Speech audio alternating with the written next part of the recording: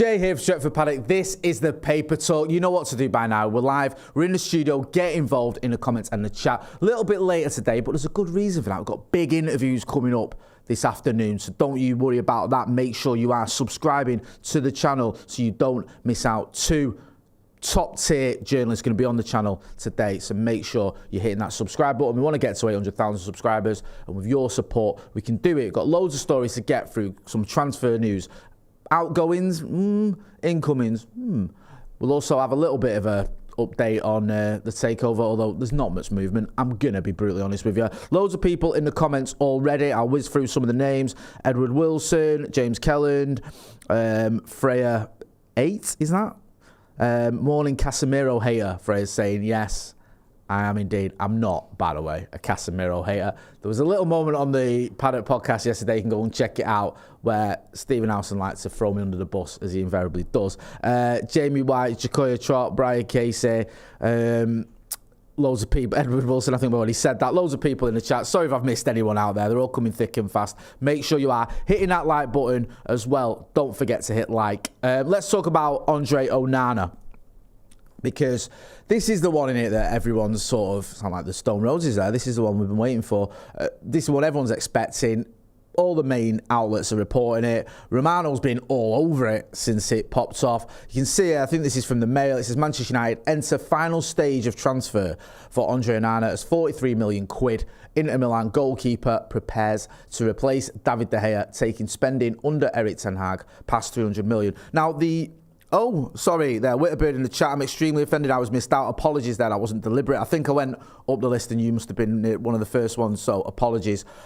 Right, on this, it's a bit of a funny one, isn't it? Because we know this is going to happen. We know that, well, I think we do. We can see that the sort of prices aren't that dissimilar, but it's the add-ons thing again, I think. It's can United get it over the line by not paying all up front like we did with Mason Mount, where we had a little bit of an add-on, and paying sort of enough so Inter Milan can go, well, in total we got 60 million euros or whatever, and United can say, well, up front we only paid 50 million euros. It feels like that sort of thing again. We'll have a little look here what Chris Wheeler, who was on the channel last week, was saying.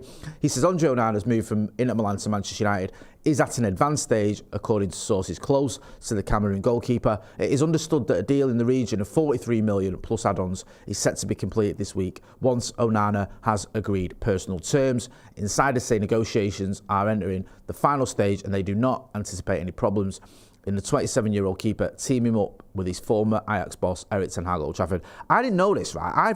I didn't know he'd been at Ajax, but I didn't realise he played in the Europa League final. I was there. I was in Stockholm. I watched it. But I didn't realise until yesterday when it was pointed out, oh, yeah, he was the keeper in the Europa League final. I was like, oh, yeah, I forgot about that. So that means there's two games I've watched him in. There's the Europa League final, the Champions League final. So I'm a bit of an expert on Andre Onana, and I think he's arguably, in my opinion, the greatest goalkeeper in the world, especially if he comes to United. Otherwise, he's rubbish. Loads of people in the chat and the comments. Let us know if you know a lot about Andre Onana, because all these clips I keep seeing on the internet, on Twitter, it's just him carrying the ball out of defence and picking out passes and all this sort of stuff. It's great, and I get it. He's very good with his feet, but it just seems like everyone's obsessed with showing how good he is with his feet. And some people even showing clips of him losing the ball with his feet, which I think is a bit mean. But, yeah, someone was arguing the other day that maybe he's not that good at shot stopping. I think he is. I don't think that we've just done a swap where you're going to get rid of David De Gea, who, by and large, is quite a good shot stopper, although you could argue of late he wasn't at the levels he needed to be, but wasn't great with his feet. To swap someone who's great with his feet, but isn't a shot stopper. I think Onana is decent at stopping shots. Get involved in the comments. Let us know what you think. Tell me if you know a lot about Andre Onana, because I don't know that much, other than the 180 minutes of football I've seen him play, and a few Twitter clips. Damien Ahipini says, if we can't get Kane, do you think Lisandro Martinez would be a good addition? I think a swap deal with Martial would be brilliant. I'm not a fan. Can I be honest with you? I'm not a big fan of Lisandro Martinez. I think he's decent. I just don't think he's that good. I think Lisandro Martinez is the kind of player that could come to the Premier League and score 6 goals all season. I do. You might disagree and you go, oh, Jay, what are you on about? You just got to the Champions League final. He's a World Cup winner. Also, as well, I don't want to be horrible because he's won a World Cup, but he got away with that one, didn't he? If you look at his performances during the World Cup, I mean, I think I'm being kind if I said they were woeful. He just kept coming on and missing chances, but he gets a medal, and I'm not saying he didn't deserve it, but I don't put too much weight in the fact he's a World Cup winner. Yes, he got to the Champions League final, scored obviously a lot of goals for Inter Milan. He's all right. At least he plays, which is a bit more than you can say from Anthony Martial, but I think if we are going to do a swap deal or get another player in, maybe we should get someone a little bit better than Lautaro Martinez. You may disagree. People often do with me. Get involved in the comments and the chat and tell me why I'm completely wrong. Destino Portugal says, am I muted? No, just read that one. Jay, do you wonder, this is Witterbird says, Jay, do you panic that he's a little on the wild side, he have a suspension or two? The wild side thing, I think we're in for a bumpy ride. Someone compared him to Fabian Barthez the other day, and he's obviously looks wise, he's nothing like Fabian Barthez, but in terms of, Barthez used to do madness, didn't he? He used to come out of the box a lot, and sometimes he'd get found out, and he was a little bit too erratic for my liking, Fabian Barthez. I think Andre Onana is a proper modern keeper. Yes, there might be a few bumps along the way, and you might have to pull with him, perhaps even getting some suspensions or giving a ball away now and again. But I think overall, he will alter the style of play for Manchester United and will play the way Erik ten Hag wants us to, and that's what matters. Also, I like the fact he sticks up for himself, Andre Onana. One of my sort of biggest gripes with David De Gea was he got bullied a little bit. He always felt like at a corner, people were shoving him, he was always looking to the ref. Sometimes he'd get the decision, sometimes he wouldn't. Little bit lacking in confidence when it came to sort of coming out of his area with the ball, especially when attackers were around him. This guy doesn't care. You saw him giving it to Erling Haaland in the Champions League final. I want a bit of that. I want a goalkeeper who's got a bit about him. And if you've got a spine where you've got the likes of Onana, Martinez, Casemiro, Bruno, then there's a bit of Aggie there. There's a new Onana tweet quoting Gazette. Let's have a look at this. What is this? Andre Onana is getting closer and closer. Is this a song? To Manchester United, and everything will be resolved by Thursday. The details of the deal should be sorted out in the next 48 hours, and the final agreement can be closed at 55 million euros with easily achievable bonuses. So when we win the Champions League and the Premier League, obviously. The clubs could start the paperwork tomorrow. Closer and closer. It's not just close, it's closer and closer. We've gone past close. We're now in closer and closer. What's next? Is imminent closer than closer and closer? Lads, any ideas? Is imminent the next stage, or would you put imminent before closer and closer? Imminent's next. So our next thumbnail will be imminent, yeah? There you go. You see, you've got a preview of our next thumbnail already. We always like to provide a service here at Stretford Paddock. Yeah, so we've gone from close. We've gone from, I think, if you look at the sort of the timeline of this, it was probably showing an interest in, monitoring the situation, then monitoring, then open to negotiations, then started negotiations with the player, then terms agreed with the player, then started speaking to the club, then made a bid, then made another bid, then negotiations continue, then the deal was close, then closer and closer, then imminent. And then, I've got the thumbs up from producer Ethan, then it will be deal done. Deal agreed, in principle, then deal done, then official. Yeah, that's the sort of the timeline of events with United signing Andre Onana. I hope we sign him after all this, by the way. Ben, Jay, do the new Onana song, not the what's his name. Yeah, what's my name? Scotty on my pal on Scotty on my podcast came up with one based on Eddie Grant, Give Me Hope, Joanna. You can go and check that out if you want to see it. Jay Frisconi says, GMJ, good morning, Jay, I like that. I have watched a lot of Onana, and the Barthez comparison is valid, but one big difference is how imposing the guy is. He's an absolute unit and routinely crunches Oppo forwards in the box. I like that, as long as it doesn't lead to penalties and suspensions, as I think Witterbird mentioned earlier. We don't want suspensions and penalties from our goalkeeper. I want him to be strong, stick up for himself, but not a lunatic, if that makes sense. Glenn F says, tweeted by whom, Jay? That is the question. Or is it to be or not to be? That is the question. Bit of Shakespeare in the morning, yeah? Love a bit of that, me. Massive Shakespeare fan. Love all these films. Wayne Davis says, Hope, Onana. Give me hope, Onana. That was the song that Scotty came up with. Right, let's have a look here. What else have we got? Florian Plettenberg, friend of the channel. They're all friends in the channel, aren't they? We're a very friendly bunch here at Stretford Paddock. He's been on the channel a few times. He says, oh, see, with Amrabat, we're just at monitoring. If you remember the timeline that I gave you with Andre Onana, try and cast your minds back to about 3 minutes ago, where I went through the stages, and it's, you know, open to negotiations or monitoring the situation. You have these sort of processes. So on this one, Man United is monitoring Sofyan Amrabat very closely. So we're past monitoring. We're now monitoring very closely. There's a process here. At this stage, it's not advanced, but first talks took place. Understand that it could become a hot topic later in this window. He's on the list of FC Bayern, but nothing concrete at this stage. So we started talks with Sofyan Amrabat. Again, another player that Erik ten Hag knows, I think, from his time at Utrecht. Forgive me if I'm getting that wrong, but I think I'm right. So I've got the thumbs up from producer Ethan. So this is in the early stage. So Onana, closer and closer. Sofyan, monitoring. Yeah, it's like different ends of the spectrum, shall we say.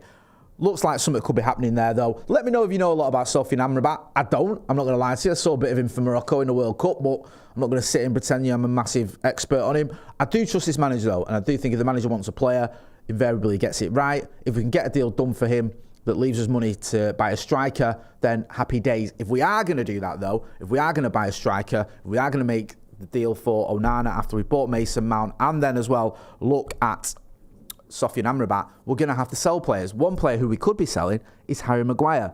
There's a story here in the Manchester Evening News. It says Manchester United's valuation of Harry Maguire could prevent him from leaving the club this summer unless there is a compromise on any fee. United are understood to have valued Maguire at 50 million as a starting price. As a starting price? Okay. A figure that is highly unlikely to be offered by any club. Well, it is, isn't it? So, yeah, that's just dream world tackle. Maguire, 30, joined United for 80 million in 2019, a world record fee for a defender, but he lost his place only 2 games into last season. Varane, Martinez, Lindelof and Luke Shaw are all ahead of Maguire in the central defensive pecking order.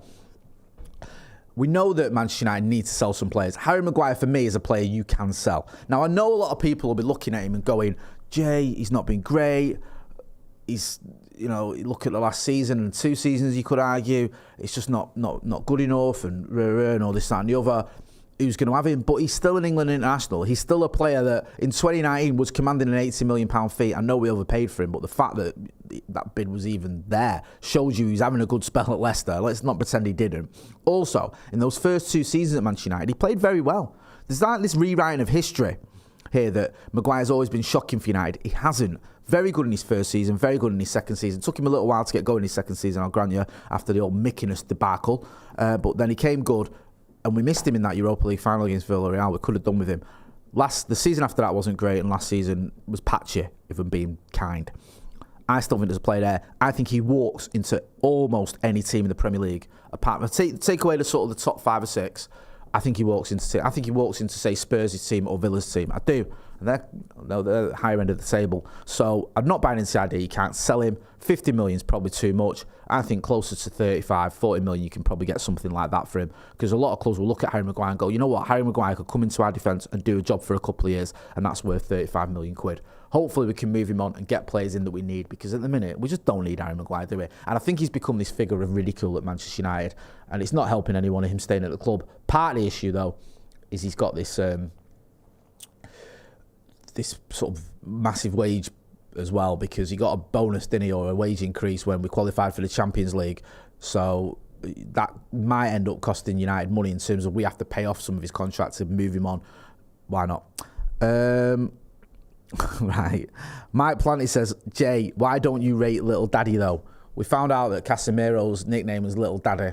I do rate him. I just made the argument that maybe he's not the next Manchester United captain, and maybe last season wasn't all sunshine and rainbows for him.